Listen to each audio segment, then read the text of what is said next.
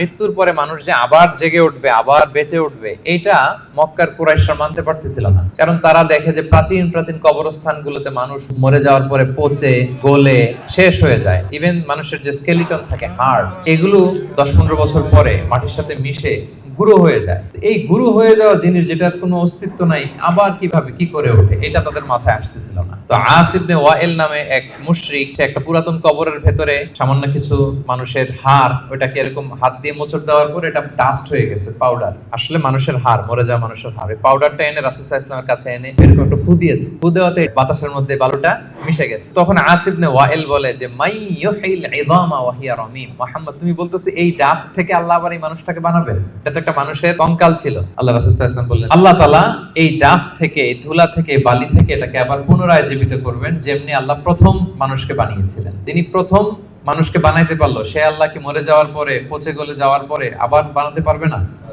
এবং আল্লাহ রাসূল সাল্লাল্লাহু আলাইহি ওয়াসাল্লাম বলেছেন মানুষের দেহে একটা হাড্ডির কণা আছে, ইন্না ফিল ইনসানি আযমুন লা ইয়াকুলুহুল আরদু আবাদান, একটা হাড্ডির কণা আছে যেটা কখনো মাটি বালু এটাকে খেতে পারে না। মিনহা ইউরাক্কাবুল খালকু ইয়াউমাল কিয়ামা, কিয়ামতের দিন এখান থেকেই মানুষের আবার পুনঃসৃষ্টি হবে। সাহাবারা বললেন আইয়ু আযমিন ইয়া রাসূলুল্লাহ, এই হাড্ডিটার নাম কি? আল্লাহ রাসূল সাল্লাল্লাহু আলাইহি ওয়াসাল্লাম বললেন আজবুদ জানাব, ডাক্তারি ভাষায় এটাকে বলে কক্সিক। আমাদের যে শিরদাঁড়া আছে না, মেরুদণ্ড, এই মেরুদণ্ডের একেবারে নিচে ট্রায়াঙ্গেল একটা ত্রিভুজ আকৃতির ছোট্ট বোন পার্টিকেল আছে, এটা নষ্ট হয় না। হিন্দুরা যে শ্মশানে লাশ পোড়ায়, সব পুড়ে যায়, ওইটা পুড়ে না। আমরা যে কবরস্থ করি, কবর মাটি সব খেয়ে ফেলতে পারে, কিন্তু ওই ছোট্ট হাড্ডি কণিকাটা নষ্ট হয় না।